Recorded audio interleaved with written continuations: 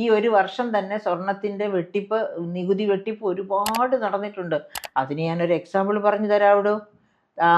തോറേ they'll ഓറേ ഓർമ്മയുണ്ടോ? ഒരു വർഷം മുൻപ്, അതായത് കഴിഞ്ഞ വർഷം ഫെബ്രുവരിയിലോ മറ്റോ ആണെന്ന് തോന്നുന്നു, അതായത് 2025 ഫെബ്രുവരിയിലോ മറ്റോ.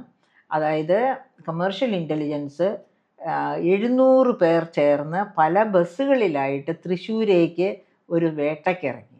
എന്ത് വേട്ടയായിരുന്നു? സ്വർണ്ണവേട്ട. പക്ഷെ പോകുന്ന സമയത്ത് അതിൻ്റെ ഏറ്റവും തലപ്പത്തുള്ള 2-3 പേർക്ക് അറിയാമായിരുന്നുള്ളൂ ഒരു സ്വർണ്ണക്കടയാണ് ഈ വേട്ടയ്ക്ക് ഉള്ള കേന്ദ്രമെന്ന്, അതായത് സെർച്ചിന് പോകുന്നതെന്ന്. അവരോട് പറഞ്ഞു നമ്മളൊരു ടൂറ് പോവുക എന്ന് പറഞ്ഞിട്ടാണ് പോയത്. അല്ല, അതെന്തുകൊണ്ടാണ് ടൂർ പോകുക എന്ന് പറഞ്ഞത്? ഈ രഹസ്യം കൺസേൺഡ് സ്വർണ്ണക്കടക്കാർക്ക് പകർന്നു കൊടുക്കും. അതുകൊണ്ട് അങ്ങനെ അവർ പോയി ഒറ്റ രാത്രി കൊണ്ട് തൃശ്ശൂരെ ഒരേ ഒരു സ്വർണ്ണക്കടയെ നോക്കിയുള്ളൂ. 104 കിലോ സ്വർണ്ണമാണ്.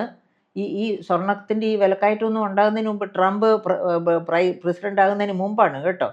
104 കിലോ സ്വർണം ഒറ്റ കടയിൽ നിന്ന് യാതൊരു റെക്കോർഡും ഇല്ലാതെ സൂക്ഷിച്ചിരുന്നത് കണ്ടെത്തിയത്.